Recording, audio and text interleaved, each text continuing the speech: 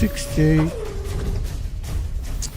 of May 2024.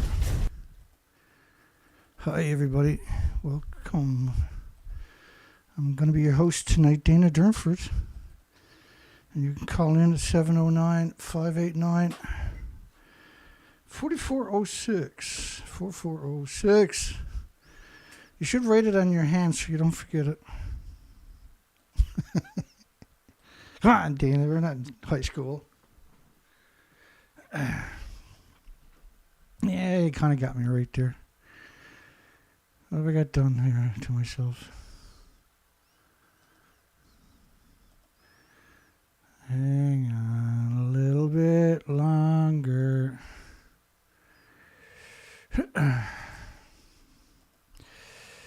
How's that? Is that better? Top of my mug is shown. You see that little...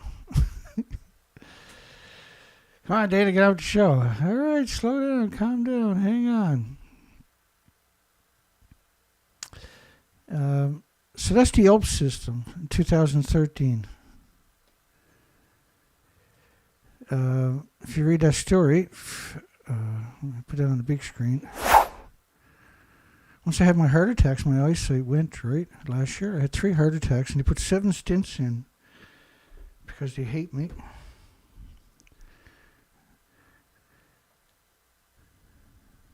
I shouldn't use those words. That's supposed to be funny, but I turned it wrong.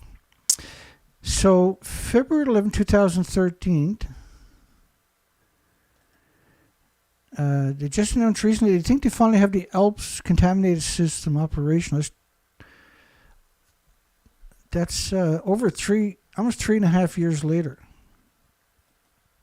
But you can't filter something that's already gone. You can't filter the reactor cores and the fuel pools. That was reactor 3, for instance. But there's 4 reactors and 8 fuel pools were atomized and aerosoled and distributed worldwide. And so this is what they're doing now. They're praying to 1-ton bags. You've got 30 million 1-ton bags. And if they picked up 10% of the topsoil in Fukushima Prefecture, which created 30 million bags with 3%, rather, if you picked up 10%, you can build a highway stacked on both sides with 1-ton bags right around the entire planet. But everything's recontaminated immediately because you only scratched up to 2 top centimeters, which is not removing the radiation. But you got other problems with the radiation. You got incredible problems about the radiation. So this story is 2015. And it's the craziest, the most batshit story I've ever seen today. Well, no, certainly it's one of the worst stories I've ever heard tell of.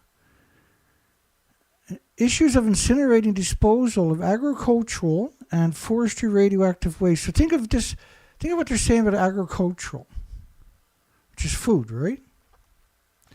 Because they're talking about 100,000 atoms per kilogram in the food.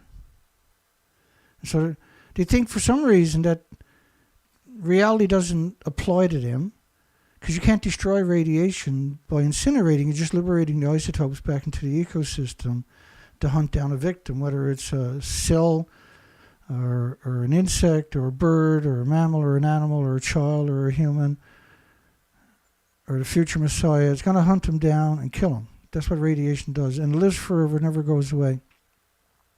Now, that's 2015 they were doing this, but remember, in 2012, they had 865,000 extra cancers. So, like, if you want to talk stupid, Japan seems to be the master of stupid. They're literally stupid. And the nuclear industry and International Atomic Energy Agency. True goblins. Like, these creatures got to be dealt with. And if I had a standing army, I would be invading Japan immediately. These are crimes against all species that humanity can't. We don't have an autoimmune trigger to defend against this stuff. It's catastrophic to everything with replicating cells. It's not a game. Go back to 2013, they had 1,000 tanks. Now, the water that they said was that leaked out of the tanks was 2.2 sieverts per hour, just a beta per liter. So what we're talking about is a lethal dose for 2 liters just walking past it. But if you include the fact that they're only acknowledging beta, and you say, wait a second, you can't have betas without alphas and neutrons and gammas. Now you're talking 7 or 8, 9, 10 sieverts per liter. But just 2.2 sieverts per liter in these tanks, if you did do that, the tanks would be around 1.4 million sieverts. 3 sieverts is a lethal dose. So this is a sniper round 1,000 feet away in any direction. Even if the tanks, which are not, were 6 feet thick lead, for instance. This is still a sniper round from 1,000 feet away. Obviously, the tanks are not full. Now, they say they had 1,000 tanks in 2013. And I got to play this clip from the BBC reporting on the tanks were all full, they said, in 2013. Again, this simply wasn't true. Everything is flooded directly into the Pacific Ocean. That's not gone airborne. Now, remember, they pretended they were in the fuel pools of a building that doesn't exist. The lowest form of life conceivable. The most unimaginable thing you can do to any planet is infest it with a parasite known as nuclear. So this video is very important before we get into the rest of the madness, the absolute madness.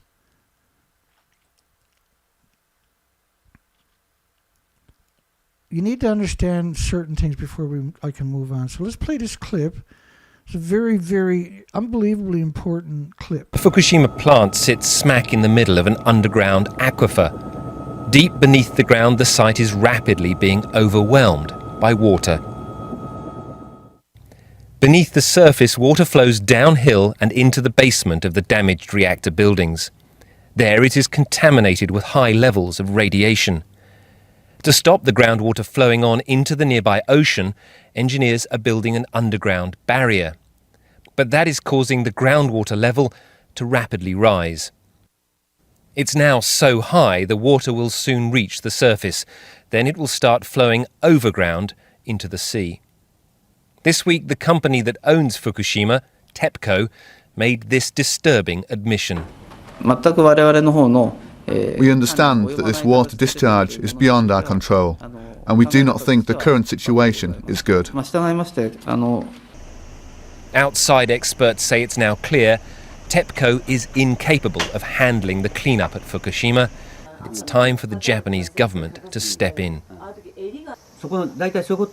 The situation is already beyond what TEPCO can handle, he says.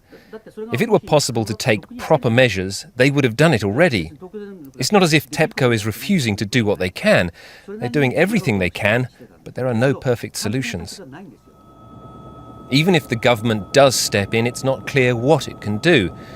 The only other solution is to pump out the contaminated groundwater and put it in storage tanks. But after just 2 years, the site is already jammed with more than 1,000 giant tanks.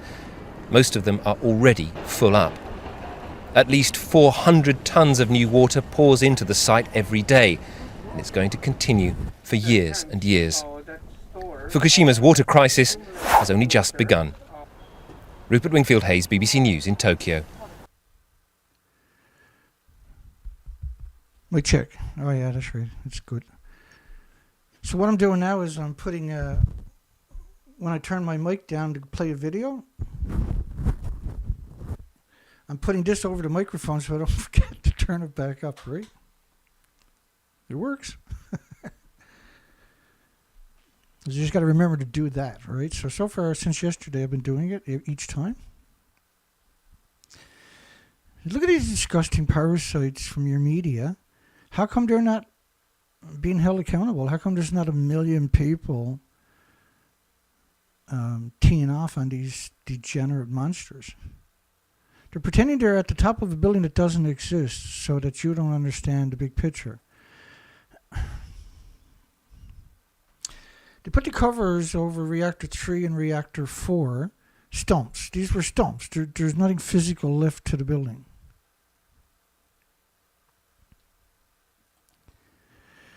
And if you go near these buildings, it's like a gunshot. it's a lethal dose immediately. There's no good protesting per se. You gotta educate the population because they don't understand. They protest because they know it's bad, but they don't know why it's bad, and they need to know why it's bad. Because if they don't, we're going to be in a lot of trouble. So plane passed a parcel for Fukushima. Go read that story, 2016. With 30 million tons of radioactive waste will be moved to yet another spot, he said. But the bags deteriorate after 3 years. It's actually 2 years, by the way, not 3 years. Meaning the waste has to be repackaged regularly. Well, just to move the 30 million one-ton bags at 7,000 bags a day with 1,000 trucks with 7 one-ton bags on the back of them, it's 12 years, right? Just shy of 12 years. But remember, there was 105,000 sites in 2019, but in 2016, there was actually 150,000 sites of one-ton bags. Okay, here we go. Just got to give you a daily dose of horror before we get started. Issues of incineration, disposal of agricultural and forestry radioactive waste in Fukushima Prefecture. This is 2015. The Fukushima Daiichi nuclear power station accident, this is not an accident anymore. This is an attack upon the 8 million species and the future of humanity. Released radioactive substances across a wide area of the environment, currently not only decontamination operations, but also people's everyday lives generate nuclear waste. That includes high concentrations of radioactive substances. It's a complicated story, so it takes a little bit to flush this out for everybody.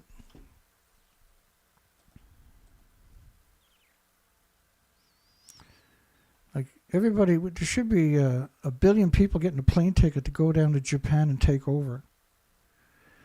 The Japanese government terms radioactive waste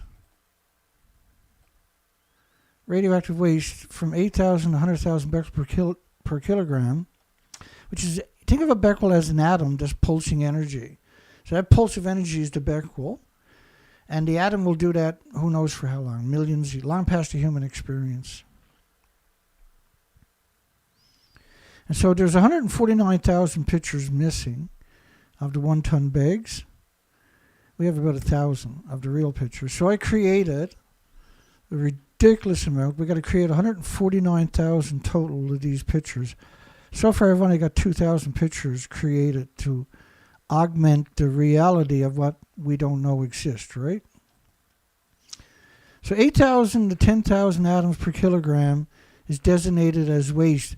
But pre-Fukushima, 0.1 becquerel decay per second was considered unsafe to eat. Now 8,000. So if you got 8,000 in your body, or 7,999, because that's considered now somehow acceptable, in your body of these anthropogenic man-made isotopes that are pulsing energy at the speed of light every second. Each one of them are every second are destroying cells and chromosomes and DNA and your liver and your organs and everything else, causing lesions to them and everything else. Your body's going to try to repair that damage every second. It's going to try to keep up with that every second with white blood cells from all your joints, your spleen, everywhere else in your body. So imagine there's just, say, 8,000 man-made ones. So 8,000 little cuts on your body. Your body's going to attack it for the rest of your life, attack the source and the damage from the explosion every second. The explosion is symmetrical in every direction.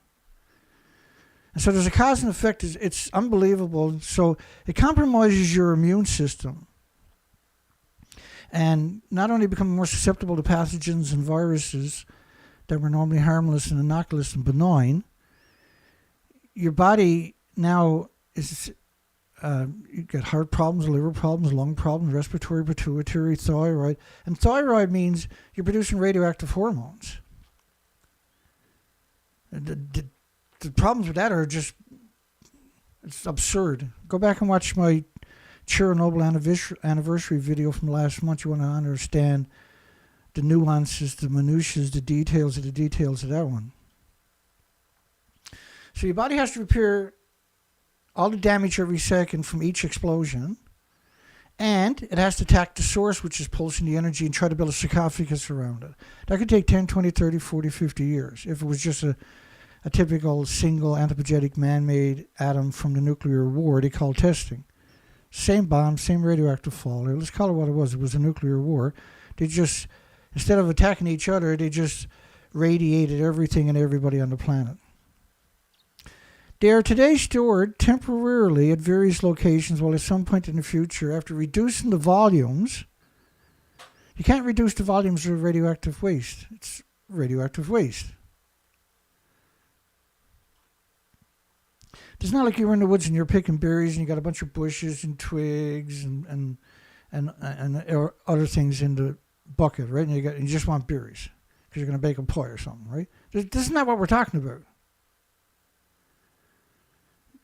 Like if I got radiation, and say this is radiation, and I lay it on the microphone, when I come back tomorrow and I take that off, my microphone is radioactive. Let's say I take the microphone and lay it on a dinner plate.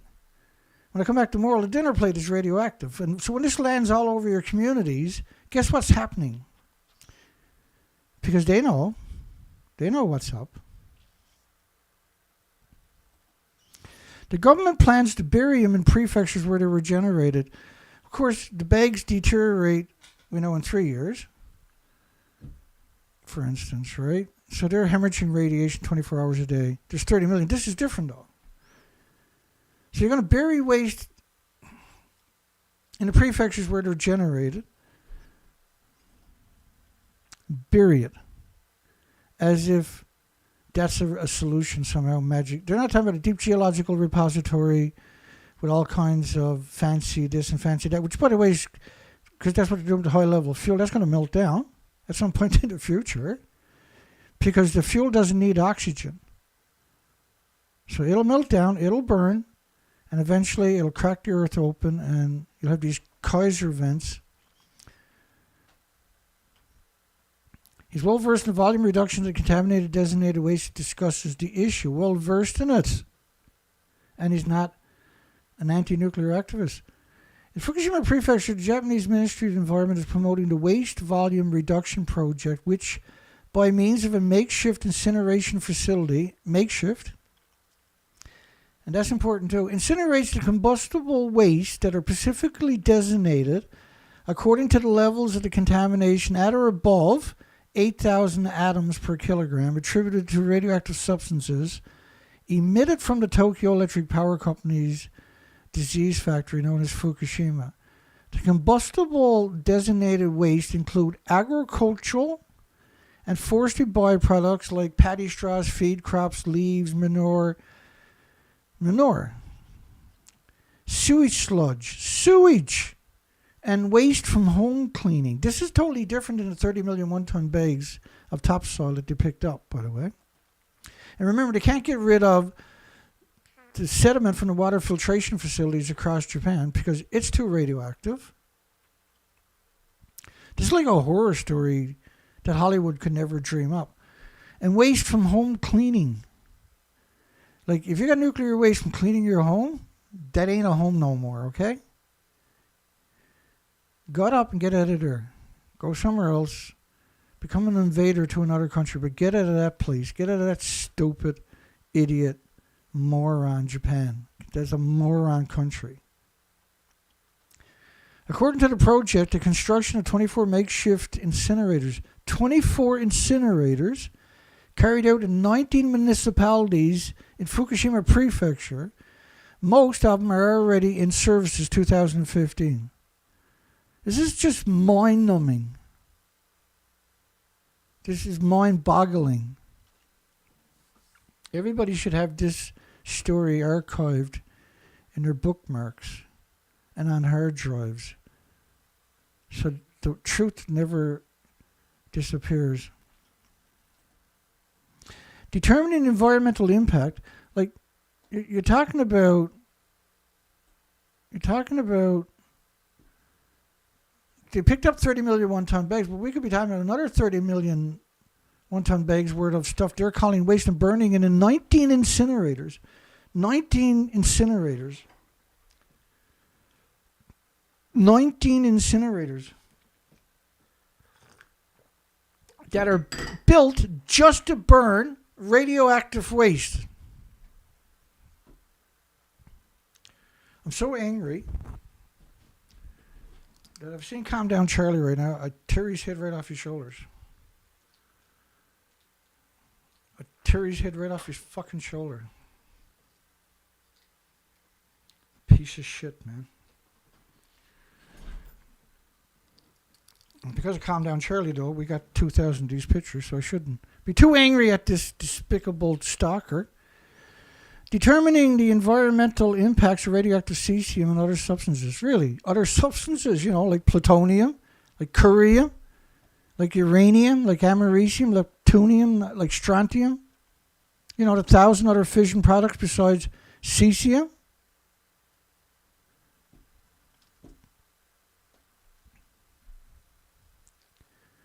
If we went back and punched the nuclear scientists in the face for every time I said the word cesium in all these years, there wouldn't be a nuclear scientist on the planet with a fucking face, would it? The Waste Volume Reduction Project states, as it proposes improvements of living environment for the restoration of the region and for the restoration. You're going to burn nuclear waste in your country and contaminate your country. Liberate the radiation back into the ecosystem. And that's restoration, you stupid nobody, you insignificant sack of fucking shit. You parasite, you. Whoever authored that was obviously high-level nuclear, by the way. This is probably the International Atomic Energy Agency. For the encouragement and return of people to a nuclear wasteland. And making contributions to the progress of... you can't decontaminate it by fucking burning it and liberating it back into the environment, you stupid, short, slant-eyed little fuckers. And the recovery of Fukushima. You can't recover a prefecture by burning radiation in a fucking incinerator. There's 19 of these. Or 23 of these in 19 municipalities in Fukushima prefectures. Does that look like it's a tiny fucking incinerator, anybody? You got any idea what they got done to us, folks?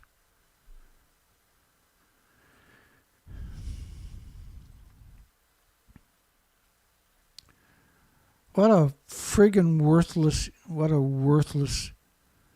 spineless, soulless, worthless people these pro-nuclear actually are. What a despicable fucking parasite on our planet these people actually are. What a disgusting, revolting. You're going to recover Fukushima by burning nuclear waste in massive incinerators. You got 23 of these built to burn nuclear waste, and we're not talking about the 30 million 1-ton bags that they picked up in 3% of the prefecture's farmland and communities where they wanted to manipulate people to move back into. It's unbelievable. It's unbelievable. If you're pro-nuclear, give me a call and tell me why it's like a banana and a potato chip and walking in sunshine. I'm in Canada, 709-589-4406. Don't be fucking shy. Don't be a coward like all your other colleagues. Give me a call. Nevertheless, the waste volume reduction by burning it, liberating it back into the environment is somehow a reduction, is it? Project totally ignores the risk of accidents. Get a load of this. This is what they're talking. Such as explosions associated with the incineration of radioactive contaminated waste. The Sengawa makeshift incinerator facility exploded on the 9th day. So they already had one of these things explode. And you know why it exploded?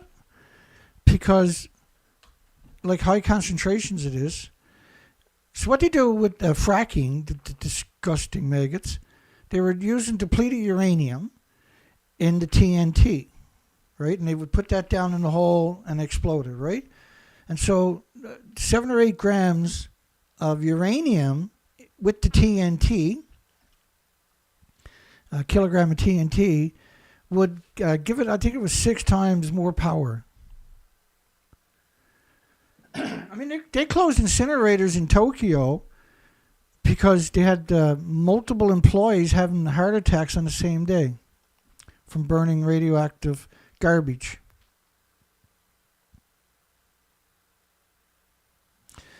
So the Samgawa makeshift incinerator facility in Fukushima Prefecture exploded on the 9th day. On the 9th day, this massive incinerator exploded.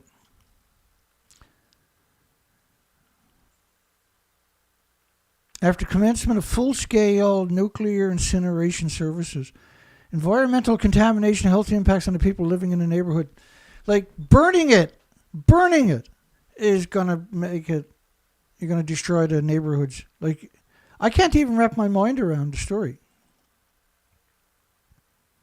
Like I keep saying, it can't be true. It just can't be true. Like earlier today, I was in the closet with all the lights off, with a flashlight sucking my fucking thumb saying this is not real, okay? The legislation on which the waste are designated and waste volume reduction programs are promoted is the Act on Special Measures concerning the handling of environmental pollution by radioactive material discharged by Fukushima Nuclear Power Station event, established on August the 30th, 2011, for goodness sakes. They wasted no time being scumbags. Wasted no time in saying, let's exterminate the rest of the fucking planet. And I apologize tonight because my language is a bit colorful, but what do you expect? Do you understand the enormity of what we're talking about tonight? The horror of what we're actually talking about here tonight? This is unbelievable that this could happen.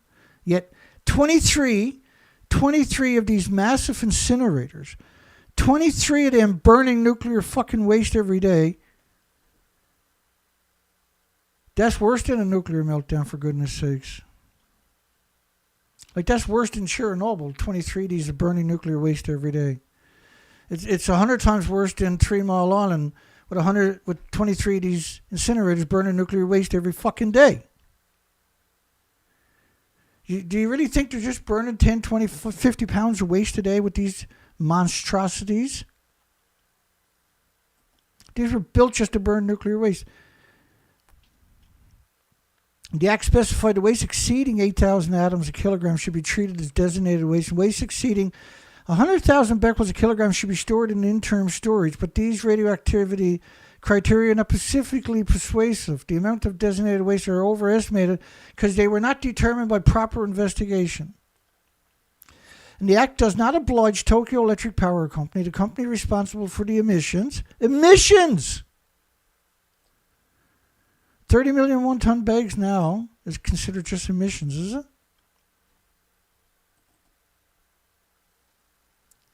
To perform countermeasures such as the prevention of radioactive substances discharge and the collection, disposal, and storage of contaminated waste. And 5, the Act included no procedural stipulations for information disclosure and accountability to or the agreement of local residents, all of which should be preconditions for the waste incineration. I can't even wrap my mind around this. I assume that no country has so boldly promoted the incineration of radioactive waste attributed to a nuclear power plant accident as is the Fukushima case presented in this article. And I assume that no country has so boldly promoted the incineration. I've never heard tell of something like this. Furthermore, the Ministry of Environment, which is, why would you call them a Ministry of Environment when they're doing this for? Has been mixing the designated waste exceeding 8,000 atoms a kilogram with less contaminated waste before incineration in order to reduce the ash contamination per unit volume and thus prevent the ashes from exceeding 100,000 atoms per kilogram, over which would need to be stored in interim storage facilities.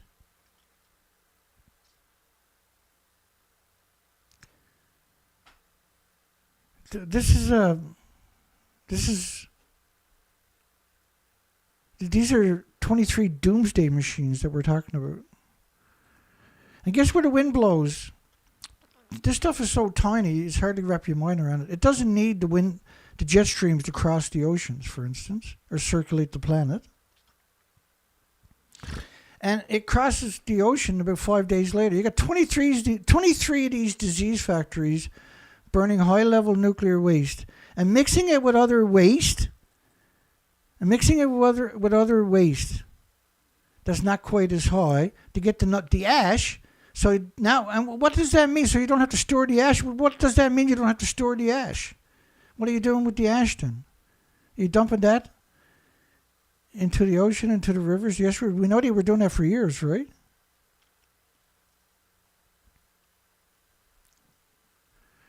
Evil. It doesn't do it. Just calling it evil doesn't really do it justice, does it? And they claim that they have filters are capturing 99% of the radioactive substances. And they're saying that's mainly radioactive cesium particles, which is nuts to even suggest. It's completely dishonest in every sense of the word that suggests that that's the biggest byproduct of radiated fuel rod is the curium isotopes.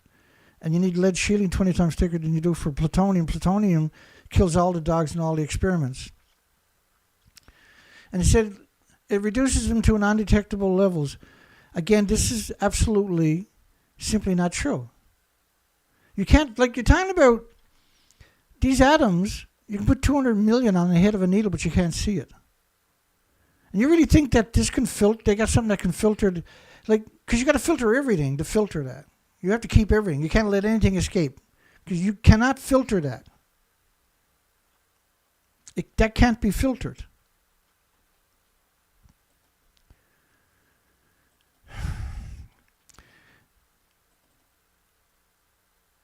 In all honesty, this is devastating.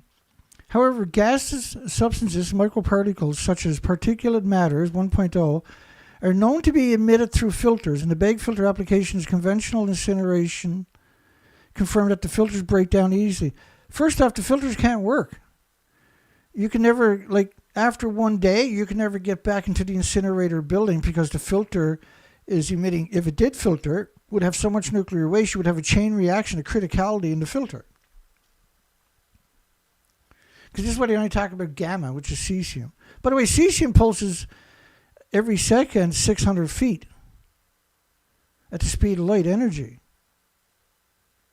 So if you're within 600 feet of the incinerator chimney, you're going to get full body x-rays that are lethal. If it was just cesium we're talking about, which is not. The biggest byproduct, like for every cesium-137 created after the first 1,000 days, is 100 times more strontium-90. It's just a terrible isotope. So there's a 101 ratio, and that ratio lasts for tens of thousands of days. And we're way past that 1,000 day mark, right? The mass balance analyst that compared the amount of cesium in the waste loaded into the incinerators and those in the output indicated that the whereabouts of 30 to 40% of the radioactive cesium were unknown. Again, it's completely, you can't contain any of it. You have to contain everything because the particles are so small, the atom is so small, you can't filter it. You have to filter everything in order to filter it. You put 200 million atoms, anthropogenic man-made atoms on the head of a needle, you can't see it. You get one in your body, it pulses energy at the speed of light every second, and your body eventually builds a tumor around it.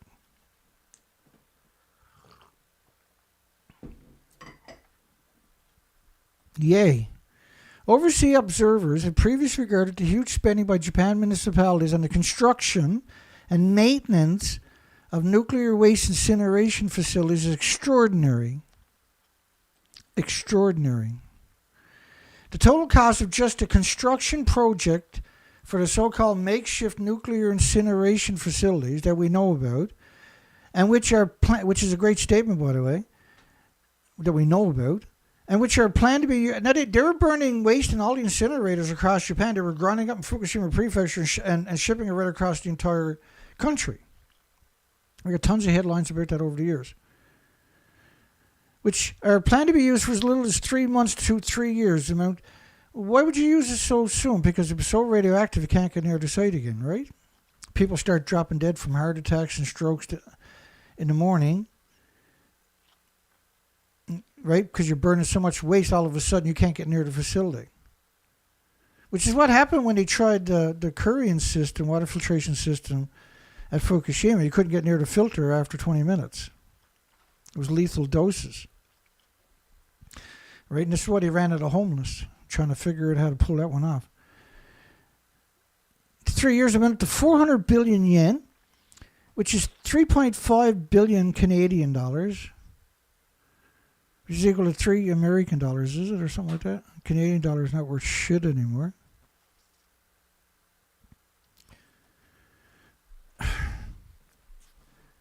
To 23 incinerators that we know about to burn nuclear waste. This amount does not include most of the cost of the incinerator dismantling or site decontamination. Site decontamination. How much do you think it costs to dismantle these massive facilities that are nuclear, these nuclear disease factories? These are not incinerators, they're disease factories. And the entire waste volume reduction project is an abuse of an enormous amount of tax revenue. It's a genocide machine.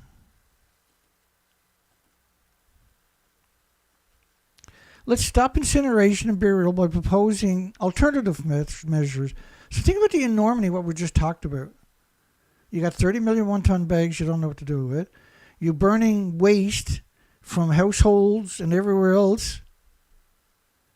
Sewage, radioactive sewage, like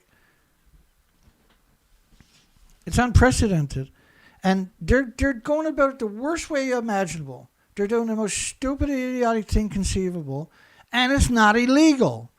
It's not illegal to poison you with radiation. Congress, parliaments, and diets don't have the authority to make it illegal either. Only the non-regulatory agencies do. The Nuclear Regulatory Commission, we call the non-regulatory commission because they don't regulate anything. Let's stop incineration and burial by proposing an alternative measure. Yeah, let's stuff it up there. And establish a fundamental law on radioactive contamination prevention. We must come up with and propose alternative systems to put an end to nuclear incineration as quickly as possible. There's nowhere on the planet where they incinerate nuclear waste like we're talking about there. But all nuclear power plants have incinerators. So they actually all are incinerating nuclear waste. And every nuclear power plant, except for a few, are surrounded by farms. And then once you take the reactor core and put it in the fuel pool, there's no containment. So at each fuel pool, there's 1,000 plus worldwide. Each fuel pool is boiling off around 120,000 liters a day because the fuel is still splitting atoms, and that creates heat. And so that means each liter is saturated with trillions and trillions and trillions of anthropogenic man-made radiation, and nothing on the planet has an autoimmune trigger to defend against. You got any idea how dark this is, how far down the hole we actually are?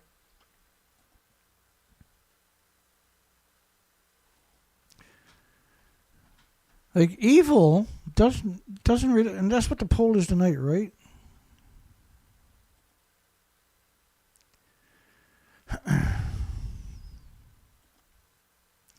Is Japan mixing nuclear waste with non-nuclear waste to get incinerator ash below 100,000 atoms a kilogram super evil? Super evil.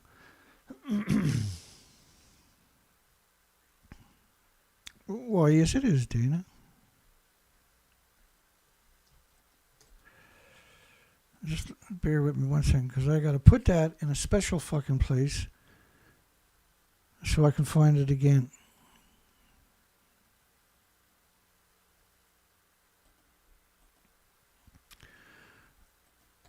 The world is insane that that is even conceivable, let alone actually happened. Just bear with me one second now. I got to put that story somewhere where I can draw up on it on the drop of a hat. And the only problem is I have so much of this material I have to draw up on the drop of a hat. I'm going to put it right here temporarily.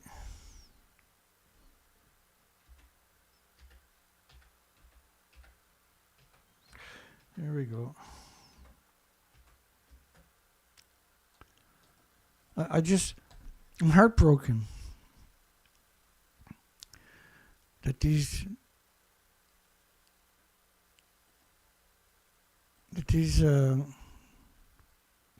animals have done something like this to your wonderful planet, to your incredible, unique planet. Like, we don't have another planet, so we better get it right. Nuclear waste compensation numbers raised the eyebrows. South Bruce, this is Canada. I apologize before we even start the story because this is a Canadian story. South Bruce would receive $418 million in compensation. So that's not enough to pay for the death treatment in the hospitals of 418 people. Like, I can't understand South Bruce or Inglis wanting to take nuclear waste. And the Nuclear Waste Management Organization, which is the Canadian nuclear industry itself, have been there for how long? 14 years? And they got $26 billion. They had $26 billion 18 years ago. They got $26 billion today. How much interest does $26 billion make a year, I wonder? And where is it? How come the $26 billion hasn't grown for 18 years? How come it's still $26 billion? And how come they got all absurd amount of money to work with? They haven't created anything in 18 years. So how can they call themselves a nuclear waste management organization, when they haven't created a bloody thing? They haven't managed anything, have they? They managed to poison everybody because the waste is still splitting atoms into the ecosystem. Oh, there's the mayor. Hello, mayor. I'm better than everybody else. I'm going to poison everybody because I'm too stupid to take the time to learn about nuclear waste. The municipality of South Bruce in southwestern Ontario, Lake Huron, which is one of the biggest aquifers in North America, on Monday published a hosting agreement in negotiation with the Nuclear Waste Management Organization. An agreement after 14 years. How many administrations have went through and just took money from the Nuclear Waste Management Organization? What kind of batshit kooky nut jobs are you people anyway? The South Bruce agreement, call it what you want, scam. It was obviously a scam. The South Bruce scam promises far more for that municipality than English would receive if it was selected to host a repository operation. Well, for I'm talking about 138 years at $2 million a year going into the community, basically. If the South Bruce site is selected for the proposed underground waste storage facility, they'll receive 418 over 138 years. And for English, it's approximately 170 million. It seems like a lot of money.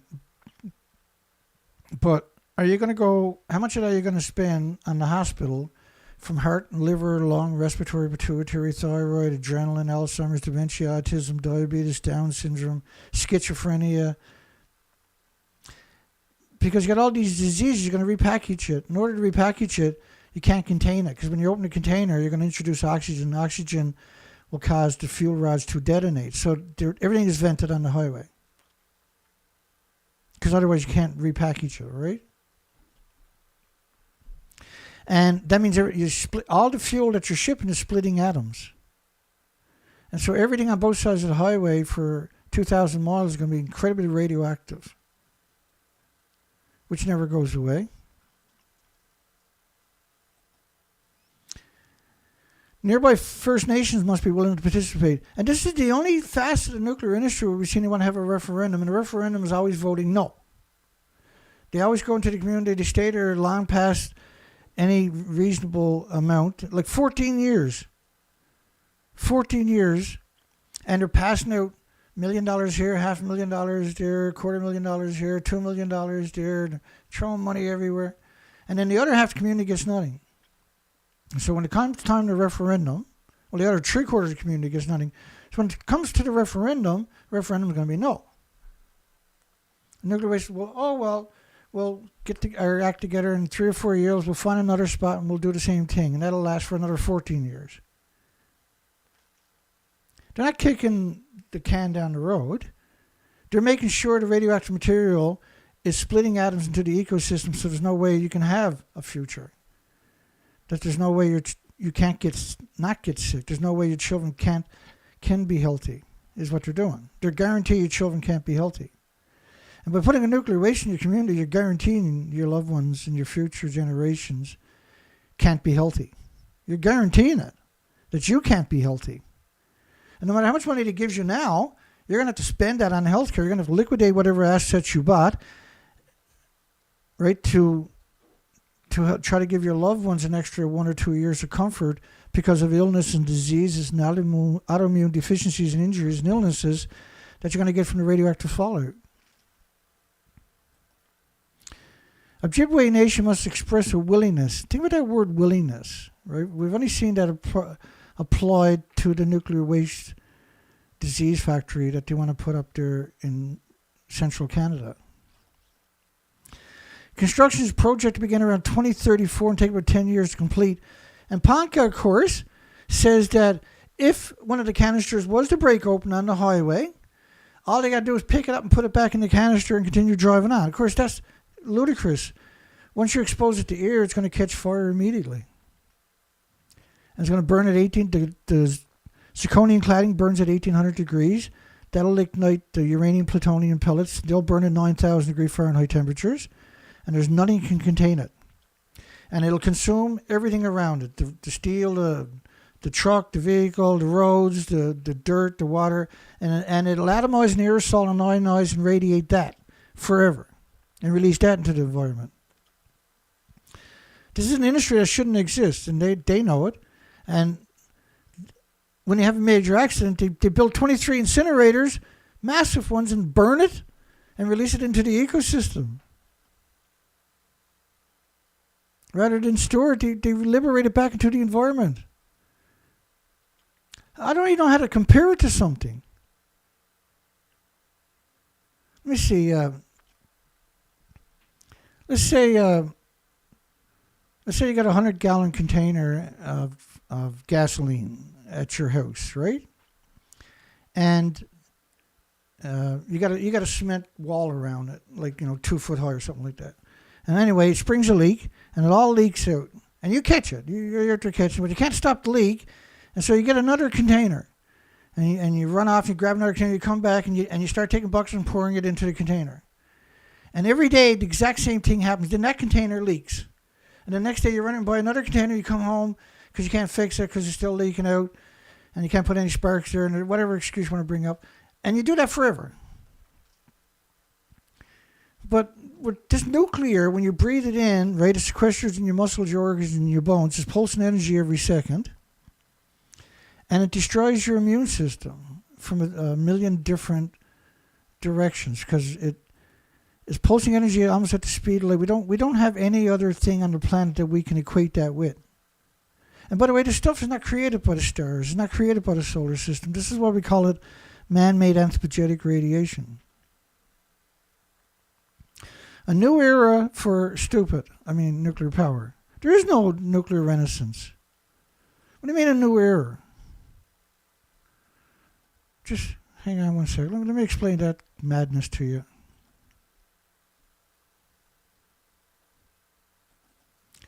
I got a unique way of explaining that one. This is quite easy. Here we go, rock and roll. So, 2024, January, 4 months ago,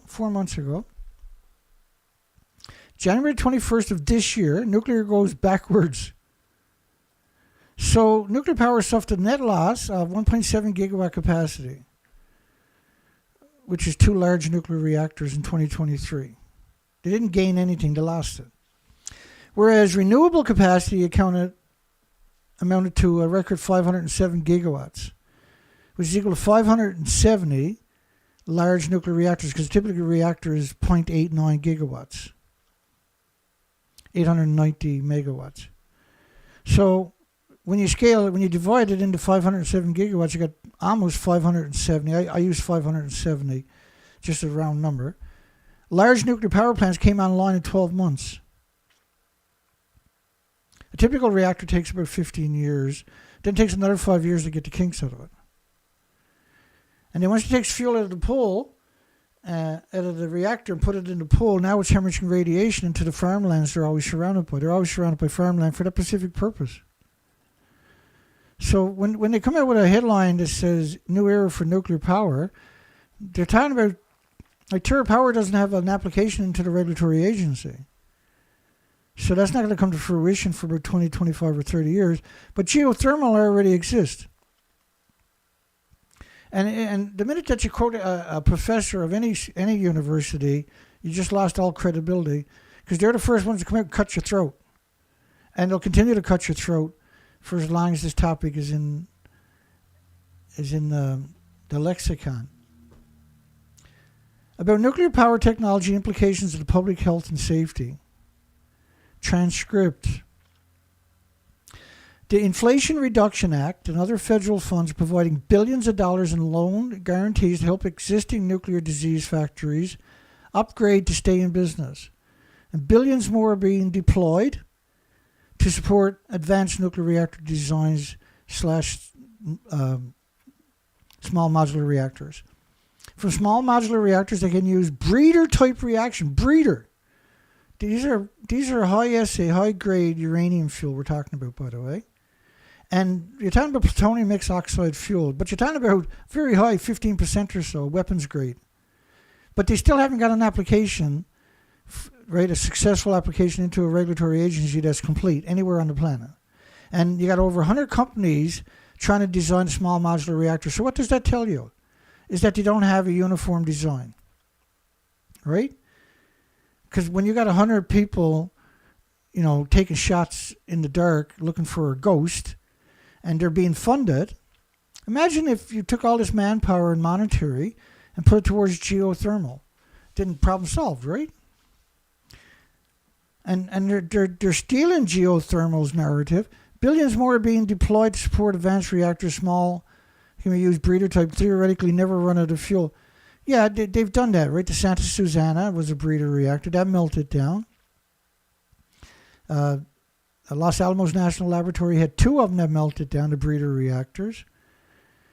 I can't remember. There was another spot on Lake Ontario, I believe it was, an American side that burnt.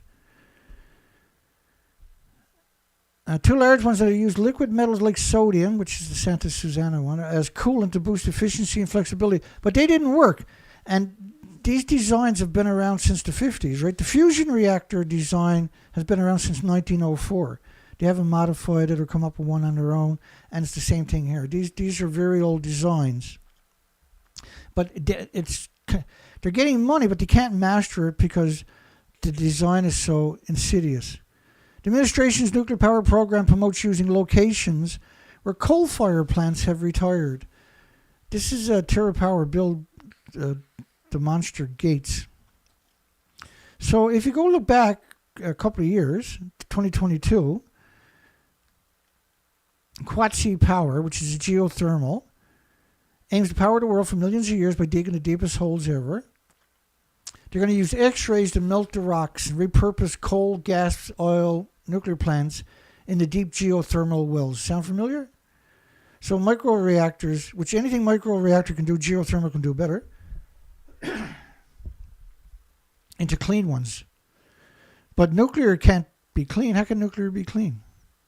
Because when you take, it might be in a containment, but if you look at the Canadian reactors, they're in containments. But the New Brunswick Le Perreux plant is releasing 14,600,000 trillion atoms of tritium-3H each year.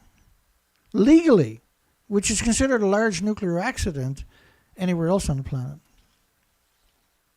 All Canadian reactors can't contain the tritium-3H, which is organically bound when it gets in humans or animals or plants or anything else. And it doesn't have a half-life in your body like they're suggesting it to. They're refusing to acknowledge that tritium or any other isotope becomes organically bound. It assimilates, right? into your body, where it pulses energy long past the human experience. The administration's nuclear power program promotes using locations where coal-fired plants have retired. So Bill Gates is just piggybacking in on a narrative that geothermal is long established. But again, they don't have a license into the regulatory agencies, an application. You're talking about 1 million pieces of paper. You got to hire hundreds and hundreds of academics to go through that. You're talking about a very long process. Then you got to build a experimental reactor once the design is finally approved, after many reiterations. And then you have to get through a model. You have to make one, run it hard for several years to see what kind of flaws it's going to show, and if it succeeds, then now you can put in an application for production. But you're not going to get money. You're not going to be building the whole infrastructure until you go through that whole process. No matter all the nonsense that they might claim, the puke machine journalists, calling him a journalist should be a crime. It should be a crime to call anybody a journalist. The government of Saskatchewan, that should be a crime to call them the government, says it signs a memorandum of understanding with Alberta government to advance nuclear power generation. But why would you sign a memorandum of understanding for a reactor that doesn't exist when you can do it with geothermal tomorrow morning? Get up tomorrow morning, hire on a local company. You don't need any special skills. You don't need a regulatory process. You can source everything in your community. You can power your own community. What are you waiting for? Why are you acting so stupid? To advance small modular reactors in Canada, with Alberta formally joining the Memorandum of Understanding in 2021. So just because these 4 provinces said we're going to sign on to it, they ain't got no application to a regulatory agency. Right, the whole nuclear industry is just a scumbag in overdrive. Why are they always, every picture is surrounded by farms? Why is that? Right, to acclimate you in increments so that you don't question it.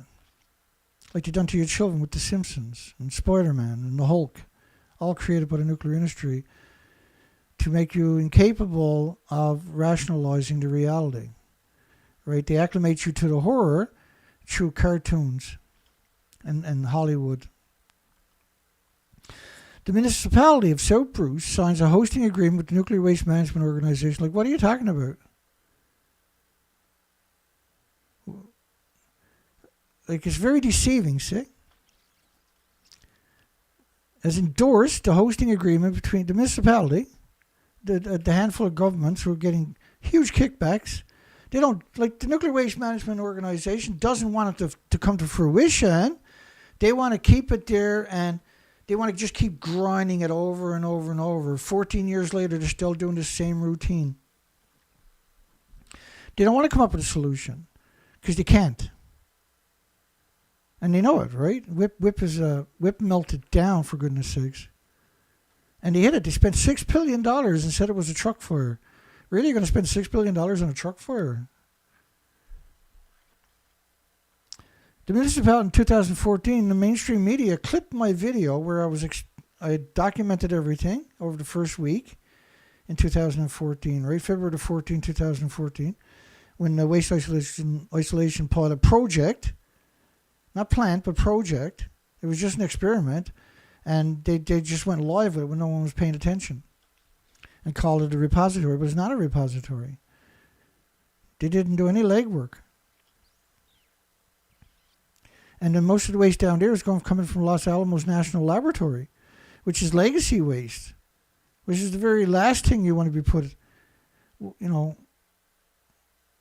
didn't Idaho build their own whip? Why ship it to New Mexico? On behalf of the municipality, following the vote on Wednesday evening. So all he said was, we're on your side. And it's really interesting to come out and do that. Like the day after, because Tuesday was the end of the vote, right, in Ontario. Now, this little community is making a decision that affects every Canadian and every species on the planet, and thereby proxy than everybody else on the planet.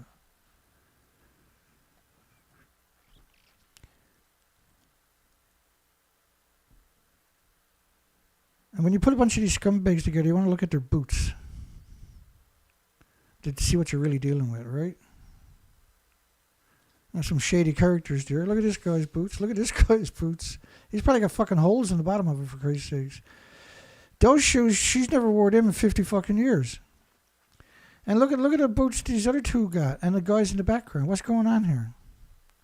And the other guy got his sneakers from fucking Walmart.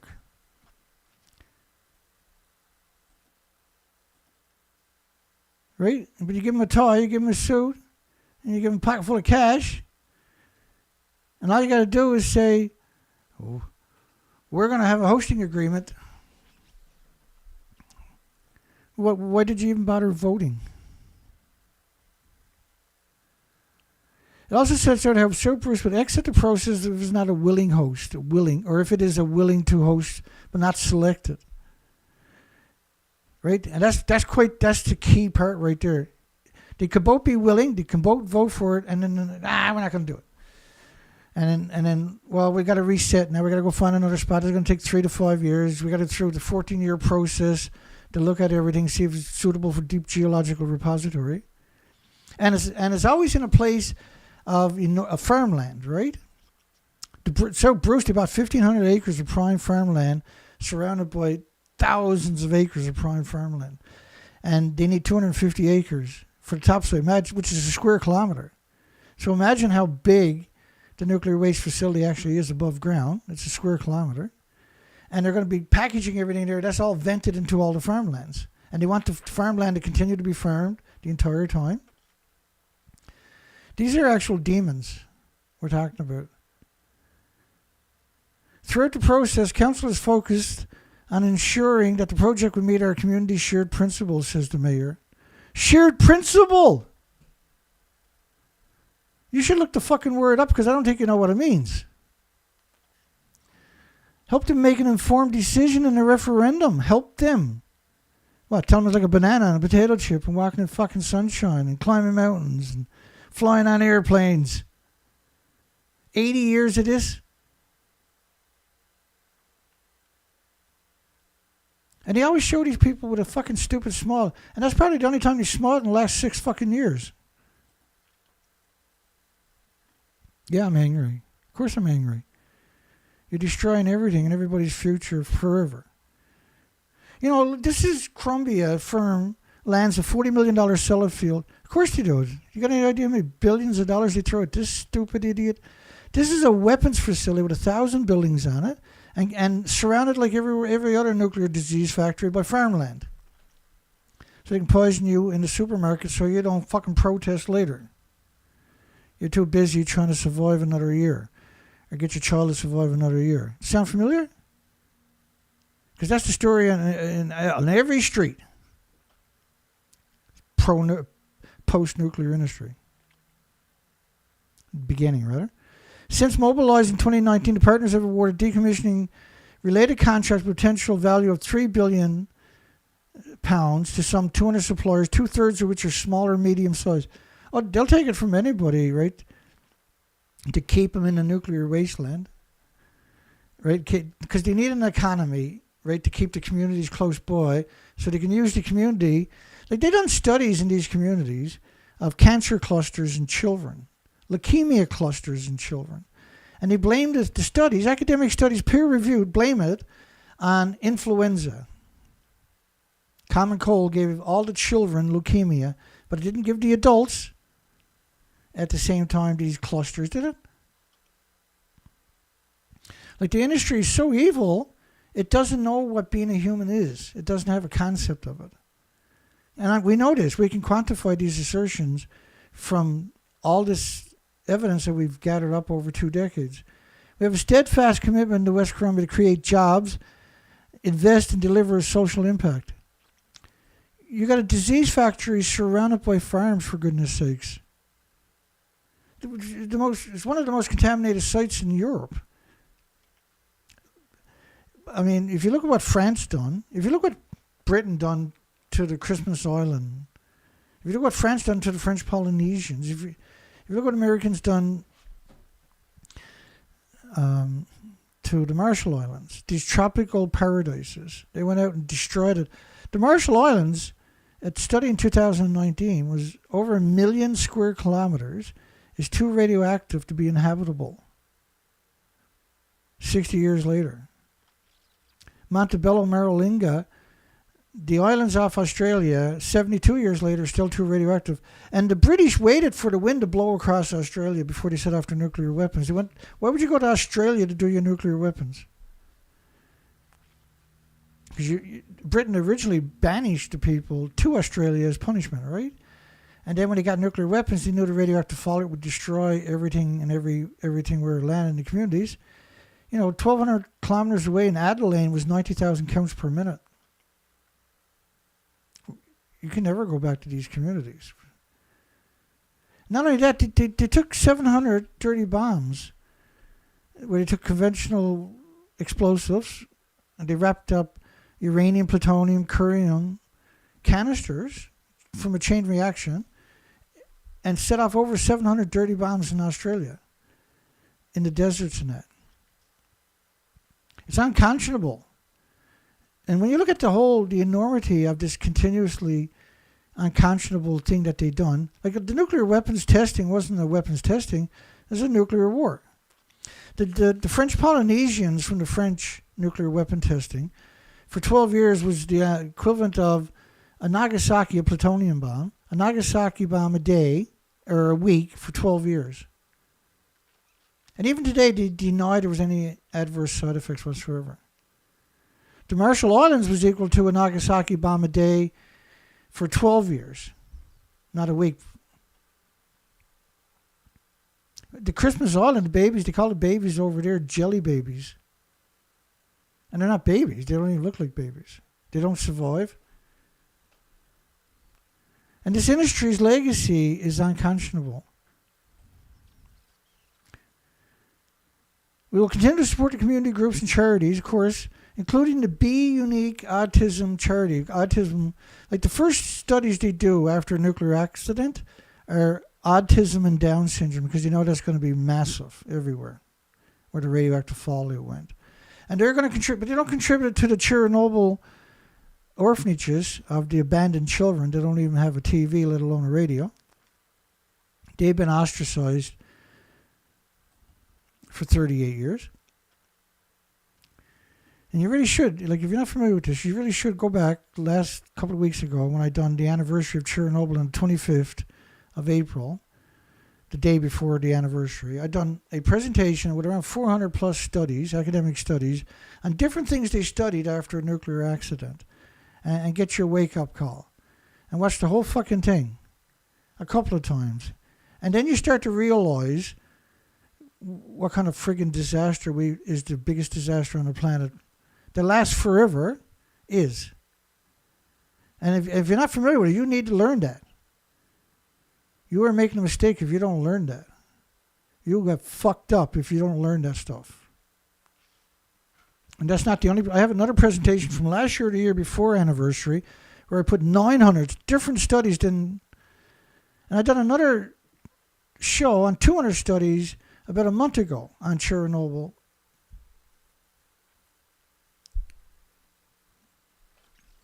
Now, my other site that took down with the 25,000 subscribers, with no strikes on my account, it just disappeared me off the planet, had 1,500 of these presentations. And we had all kinds of... we covered all the anniversaries of Mayak, the former Soviet Union, now the Russian nuclear disease factory. We covered Sellafield every year. We covered Ukraine, Chernobyl each year. We covered 3 Mile Island each year. And I dug up the best of the best of the best. The amount of work that I put in, I'm not going to brag, but the amount of work I've done on all of this stuff is extraordinary. Each of my shows is an unbelievable amount of work.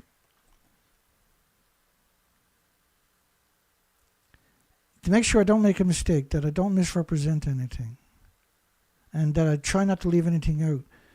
When mankind almost nuked the moon,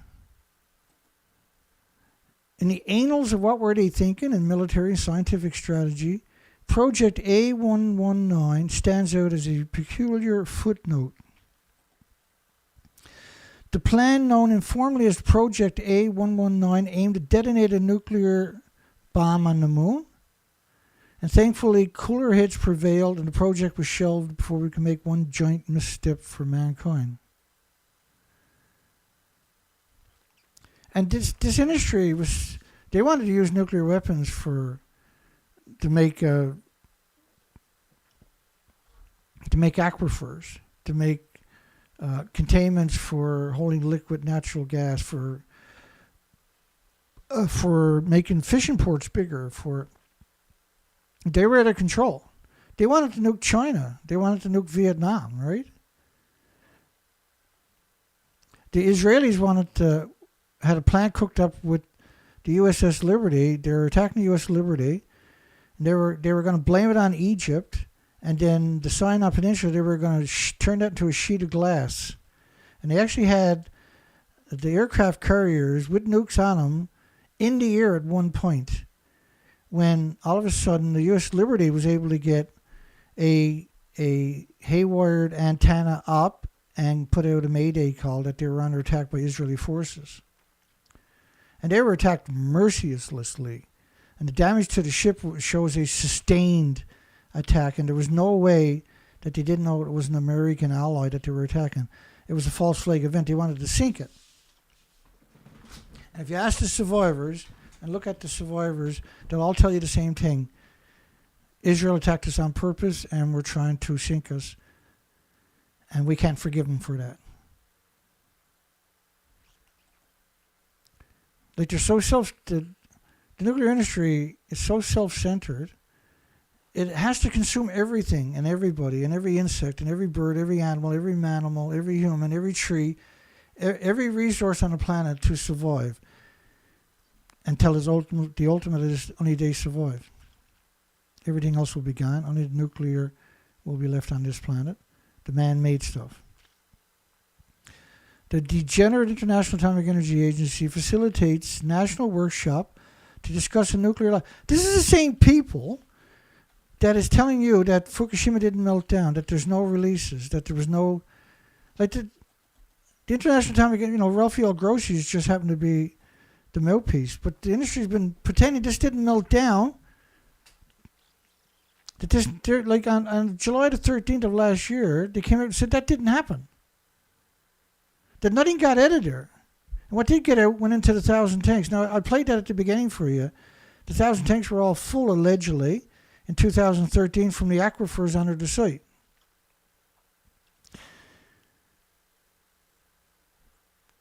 But the tanks are empty because this stuff is so radioactive. If you did put it in tanks, you can only have one tank and you can't get back on the site to build any more.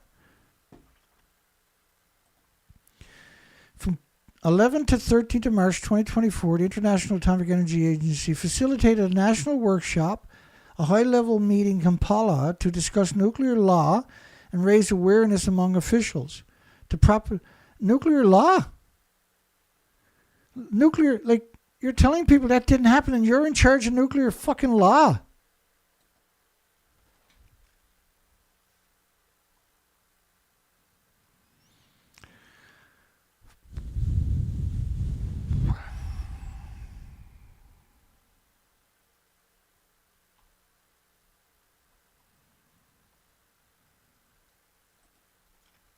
I'll move on because I'm getting upset now. Let's lighten up a little tiny bit. The mad waste of public money by United Kingdom's leading nuclear joints, to pursue cost against a whistleblower at your expense. This is an insane story. Alison McDermott, now we covered that originally when it happened, right? And we covered it in subsequent stories. And the Nuclear Decommissioning Authority was not covered is the cost to the public and the U.S. taxpayers. They also claimed 20,000 made a huge point that her unreasonable behavior by pursuing them at a tribunal meant she should pay a penalty of $20,000, right? That the fact that Sellafield was claiming 20,000 off, Allison was, to protect the public purse. But what's now emerging, a Freedom of Information request, is the cost to bring the action far away the money they received if they are 100% successful. They spent nearly $700,000 sterlings, or British pounds, I can't remember, of taxpayers' money fighting her so she can pay a $20,000 fine. She was a consultant revealing bullying and fear among the staff at the nuclear site. Remember this story? Now it is known from the FIA, the Freedom of Information, that both organizations have spent $59,000 between them on preparing the case for the second hearing on top of the money they had already spent in the first cost hearings. And this doesn't include the cost of hearings itself, which is about $20,000 considered. And Sellafield lawyer charges $5,500 a day. $5,500 a day. And another one that charges $3,000 a day. It is only that it is our money from the taxpayers they can throw it around like confetti. And in various YouTube videos, Mr. Hutton exposes the importance of treating people with kindness, yet his actions towards Miss Dermont are anything but. He actually says that kindness is putting in the time to think about how different people act differently and what kindness is all about. And he puts a link there towards the clip. By hounding her for costs related to her whistleblowing for the second time, he has subjected her to immense stress, anguish, and betraying the values he once claimed to champion. That's the prick right here, look.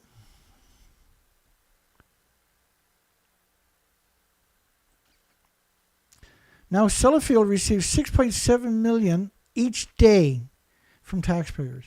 $6.7 million a day, and that'll go on for 300 years. There's a lot more than that. And surrounded by farms, he's still hemorrhaging radiation forever. Mr. Hutton's decision to waste these funds on a vindictive legal battle against a whistleblower is an egregious misuse of the public money. No, it's a crime. What he's doing is actually a crime. I think the public would strongly disapprove of their money being used to persecute a brave individual who spoke out against the wrongdoing. And Mr. Hutton should be held accountable for his actions. Yeah, we should bring back burning them at the stakes so as an incentive for the next one not to fucking do it. Because literally that's about the only thing that'll work with these monsters. There's no incentive for them not to be evil, see? They spent over $700,000 fighting her. That's just called fear, right? They're terrified. Because if she wins, that's a precedence for other people now to utilize to bludgeon this monstrous, hideous, odious industry. Nuke blood and cover-up could wreck a $20 billion Trident deal. It's better to give every Briton a fucking ostrich than it is to spend that money on the nuclear Trident. You can't use nuclear weapons. You can build them. You don't need to put nuclear inside of them. You can't fucking use them. No one's going to use them. You can't cash your checks anymore if you use them. There's no incentive to use them, see? And the continuing scandal of missing blood tests from the UK troops. So the UK troops that were tricked and manipulated and deceived and coerced into being exposed to unconscionable amounts of radiation with no protective, but the scientists were in bunkers with the full equipment on, while the soldiers were sitting out in the open with their back to the explosions. Like, try wrapping your mind around that level of evil. What you got to be that evil to do that to your fellow humans.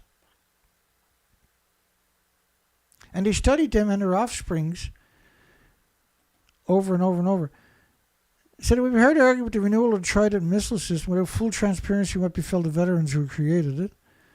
And now a Labour peer, he said, thousands of hidden documents which may refer to the atomic experiments on servicemen should be published to restore public trust and make it possible to defend the costs and the risk of a nuclear deterrent to voters.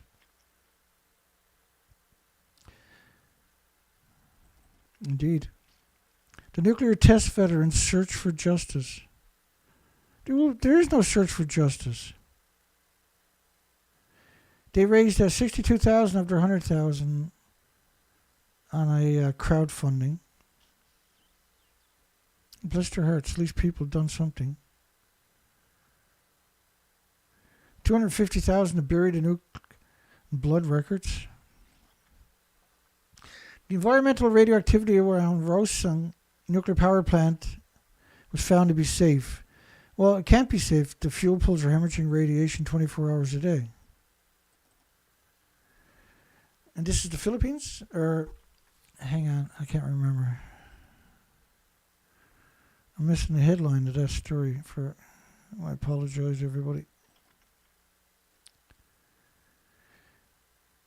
Research results, or this is India? I might figure it out in a minute.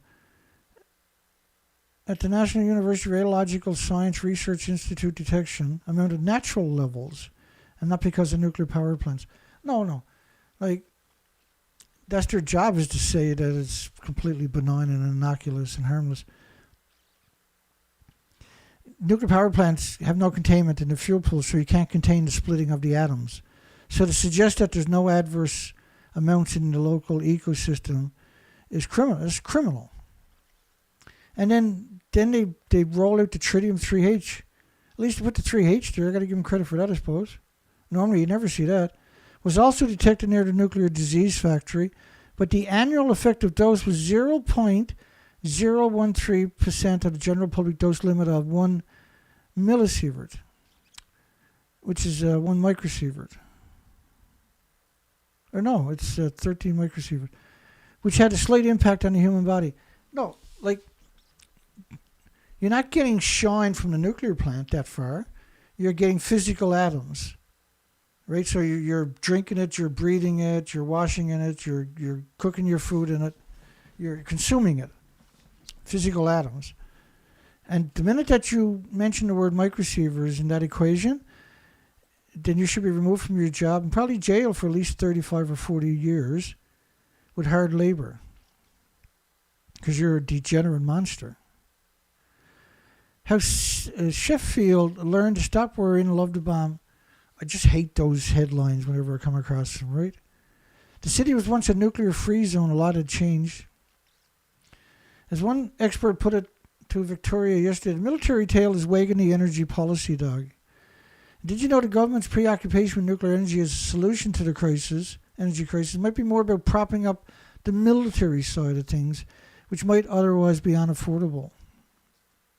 Yeah, of course. Anything to do with nuclear, the scumbag and overdrive. Every facet of it. Nigeria should use nuclear power to generate electricity. Nigeria can't even handle their garbage incinerator waste, or their garbage waste, their municipality garbage, for goodness sakes.